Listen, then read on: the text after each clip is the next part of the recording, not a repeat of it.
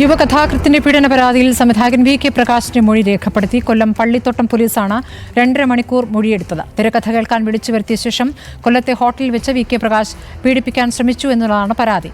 നിയമപരമായി മുന്നോട്ടു പോകുമെന്നും പരാതിക്ക് പിന്നിൽ ഗൂഢാലോചനയുണ്ടെന്ന് കരുതുന്നില്ല എന്നും വി കെ പ്രകാശ് പ്രതികരിച്ചു.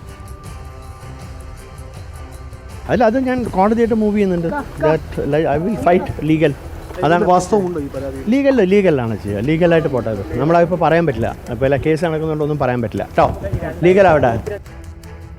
ദിലീപ് ദേവസ്യ വിവരങ്ങളുമായി. ദിലീപ്, കൊല്ലത്ത് വെച്ചായിരുന്നു മൊഴിയെടുക്കൽ. എത്ര നേരം ഈ മൊഴിയെടുക്കൽ നീണ്ടു? ചോദ്യം ചെയ്യൽ നീണ്ടു?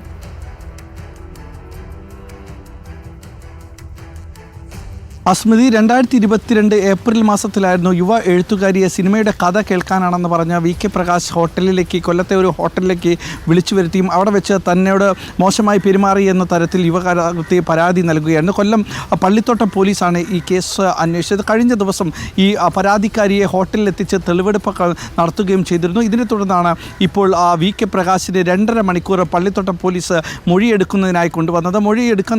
എടുത്തതിന് ശേഷം 2.5 മണിക്കൂർ മൊഴിയെടുത്തതിന് ശേഷം വി കെ പ്രകാശ് പറഞ്ഞത് സത്യം തെളിയട്ടെ, ഇതിന് പിന്നിൽ ഗൂഢാലോചനയുണ്ട് എന്ന് കരുതുന്നില്ല, മാത്രമല്ല കോടതിയുടെ പരിഗണനയിൽ ഇരിക്കുന്ന വിഷയമായതിനാൽ താൻ കൂടുതലൊന്നും പ്രതികരിക്കുന്നില്ല എന്നും വി കെ പ്രകാശ് പറഞ്ഞു. വി കെ പ്രകാശിന് ഈ കേസിൽ ഹൈക്കോടതി ജാമ്യം അനുവദിക്കുകയും ചെയ്തിട്ടുണ്ട്. എന്നാൽ 2022 നടന്ന ഒരു സംഭവമായിരുന്നു. കൊല്ലത്തെ ഒരു ഹോട്ടലിലേക്ക് കഥ പറയുന്നതിന് വേണ്ടി വിളിച്ചു വരുത്തി 2 മുറി എടുത്തിരുന്നു. ഈ 2 മുറിയും വി കെ പ്രകാശിൻ്റെ പേരിൽ തന്നെയാണ് എടുത്തിരുന്നത്.